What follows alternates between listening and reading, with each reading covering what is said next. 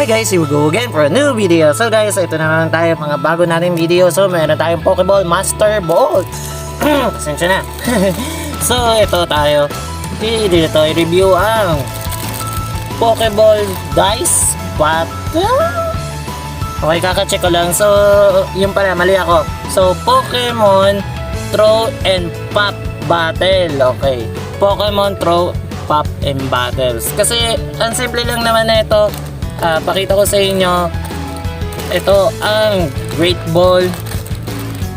Tapos pakita ko sa inyo bakit tinawag itong Throw and Pop and Battle. So meron tayo dito ang Master Ball. Babato lang natin. Okay, pakita natin sa inyo bakit tinawag Throw and Pop Battle. Ayun, ayan, lumabas na si Mewtwo at nakakakuha ko ng 3 stars. So ang laban ng mga ganitong klaseng Pokemon, kung hindi pa ba halata para sa inyo, ay ibabato nyo at pataasan ng stars ang makukuha. So nakakuha ko ng 3 star. Tapos kunyari yung kalaban nyo naman, babato nyo rin din yun sa kanya at titignan kung anong star ang makukuha. So kung sino mas mataas na yung star, yun ang mananalo. Biruin mo, kunyari may kalaban kang Pichu o anuman, tapos nakita mo mas mataas yung star niya, tapos legendary Pokemon ang gamit mo, natalo dahil lang mas mataas yung star niya. Pichu, tinalo si Mewtwo. Okay, so paano nga ba natin mabubuo ulit to o ilalagay ulit sa cube? So hanapin nyo yung pinakaharap ng Pokeball, tulad nyan, basta mahalata nyo kagad yung may screw. So ayan, ilalagay nyo siya sa pinakataas, i-fold nyo lang yung pinakaharap, kasi akin medyo pahaba. Ayan, mahaba yung kamay, sinushoot ko dyan. Tapos sunod yung likod, tapos yung magkabilang gilid. Ayan. At ayan, bumalik na ulit sa pagkaka-Pokeball. So ano tatanungin nyo sa akin? Matibay, ang ganda, grabe. Pati yung mga anak ko natutuwa dito. Madali lang nga, tulad nga ng sabi ko, Throw and Pop and Battle na Pokeball. Madali lang siyang gamitin, grabe. Paano nga ba pumuputok? Hindi siya lalabas kagad. Kahit ano, matibay. Para lang bumukas lang siya, kailangan dapat mapindot itong gitna. Tapos, ayun. At lalabas na. 3 star ulit.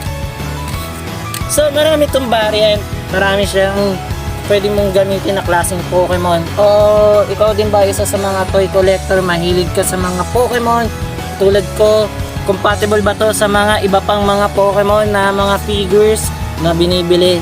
Yes, kung original at yung tama yung size, hindi lahat ay kasya dyan. Yung maliit na version lang, katulad na ito, mahilig kasi ako kay Mewtwo. Meron tayong Cyber Mewtwo, galing din sa mga ibang klaseng set ng mga Pokemon.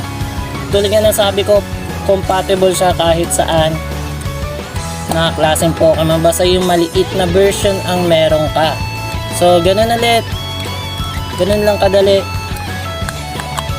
At meron ka ng Cyber Mewtwo or Armored Mewtwo sa loob ng Pokeball mo, yun na ngayon ang gamit mo. So paano nga ba maglaban pa ba? Kailangan mo pa ng sa tingin ko, kung nyaring gusto mo race to 3 o ano, talagang labanan, kailangan mo pa ng 6 na Pokeball o 6 na Pokemon tapos isang Pokeball. Pwede rin naman yun. Isang Pokeball at maraming Pokemon, okay ka na. So paano nga ba yung mga iba pa? Ganun din, kunyari bumili kayo, scam with this just plastic kasi pambawas sa shipping fee. So meron din tayong Charizard. Buksan natin to, yan. Lagyan natin dyan. At dyan.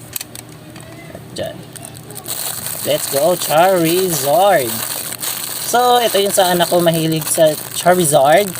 Hindi naman Dragon, ewan ko lang kung bakit. So maliit na klaseng Charizard lang din siya. Ayan. Magagalaw ba yung mga kamay? Hindi nagagalaw yung kamay. Ito napapagalaw yung kamay. Charizard at ang kanyang Pokeball. So matibay ba siya kapag binabato siya? Syempre, oo, dapat gawin nila itong matibay. Yung paint, kamusta ang paint job kapag binato? Magugulat kayo. Oh, promise, magugulat kayo. Nagagasgas. Maganda siya, aminin natin, pero nagagasgas siya kada bato mo. Pero depende na kung meron kang ganito, katulad ng aking wallpaper, malambot lang to, hindi nagagasgas. Pero nung ginawa ko sa lapad, ayan, gasgas. Gasgas. At ewan ko nakikita dito, gasgas. Dami ng gasgas. Ayun pa, oh, gasgas. Yan. So, yan lang ang ating Pokemon Throw and Pop Battle. Simple-simple lang, compatible sa kahit anong klaseng mga Pokemon na original at yung tamang size na maliit lang na Pokemon. Ito, nakuha ko to sa Pokemon Gacha na galing sa Japan. Binili ko lang to galing sa Shopee, sinip ko galing Japan. Thank you nga pala doon. At ito lang yung paborito si Kim Jason sa Abila Chua. Signing.